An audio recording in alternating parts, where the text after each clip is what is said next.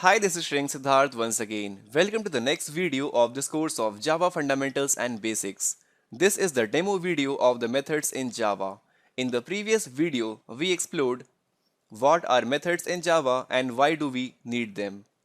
So here inside the IntelliJ IDE, let us explore the methods or functions in Java. With the help of a simple program, write a program to find if a number is even or it is an odd number. So for that, we already know that we have to write the if condition if the number modulus 2 is equal to 0, then the number is actually even, right?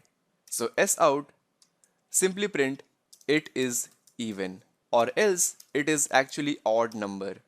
Now suppose I want to check if the number is 4. So if the 4 is actually even or not. So here we can simply print 4 is even and 4 is odd. And now suppose if I ask you to check if the number 5 is even or not. So for that again you will repeat the same code. So Ctrl C and Ctrl V. Now instead of using 4 here, let us change it to 5, right? So 5 is even and 5 is odd. So let us now run our code. So in the output console we have 4 is the even number and 5 is the odd number.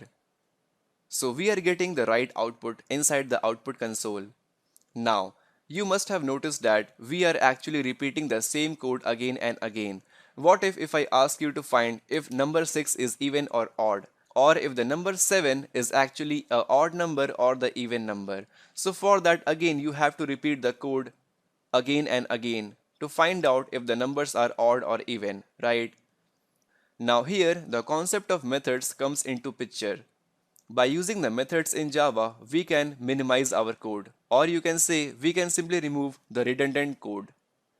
So here, just outside the main method, we can simply create a method such as isEven. Now to define a method in Java, we always start a method name with the help of the small letter isEven. So when you read this method isEven, you simply check if the number is even or not. And now it is simply showing some error, invalid method declaration, return type is required. So just before the method name, we actually give the return type. So let us call our return type as void. So currently we don't want to return anything, right?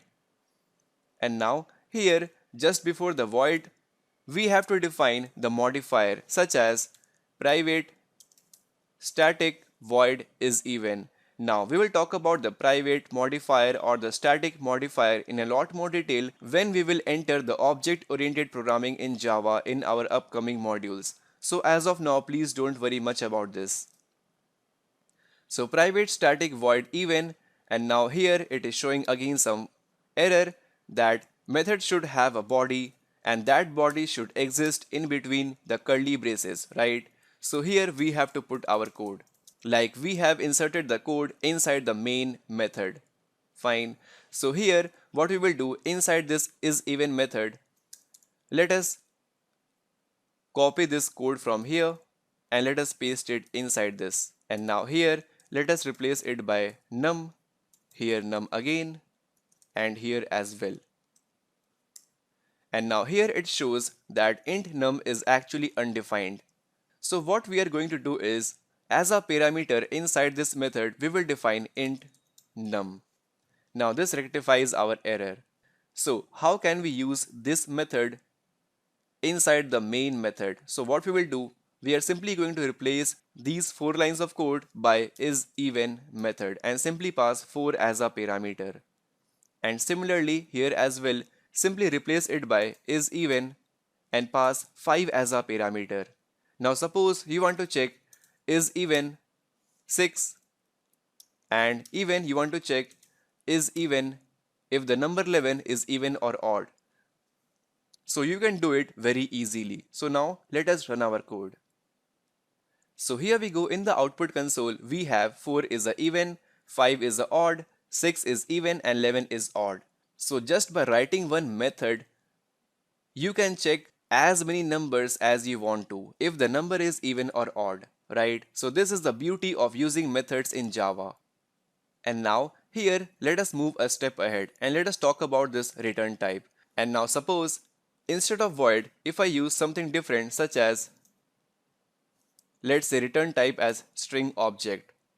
Now here, you can see it is showing some error, missing return statement. Now earlier it was void, so we did not return anything from this method. But if we write here string or int or float value, something like that, then it will simply expect you to return some value, that is a string value. Fine, so let us return a blank string here. Now, if we are returning something here, then that return value will appear here. Let's say string result equal to is even. Fine, so this is even actually returns a string value. So currently we are returning a blank string value.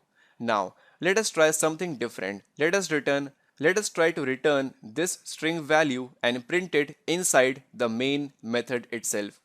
So here what I will do, inside the isEven method, let us use string str, and then here I will simply replace this method by str equal to num is even or num is odd. Fine. So now instead of printing if the number is even or odd inside this method itself, we are going to print it inside this main method. So here string result equal to is even, and let us print the result string. And also here I forgot to remove this empty string, so simply return string str here. And now let us execute our code.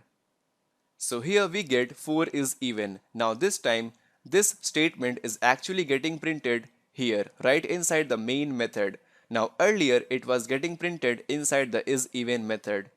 And now similarly you can find string, let's say result2 equal to isEven, let's say 37, and then simply print R2 here. Let us run our code. So in the output again we get 37 is odd, which is getting printed inside the main method. And now we can further optimize this code. So here what we will do, instead of storing the return value inside the result string, we can simply cut it from here, Control X, and replace this string variable with isEven4. And let us remove this statement. And similarly, let us remove it from here and place it in place of R2. So here this optimize our code further. So inside this method we are calling another method isEven. Now remember, println is actually a method.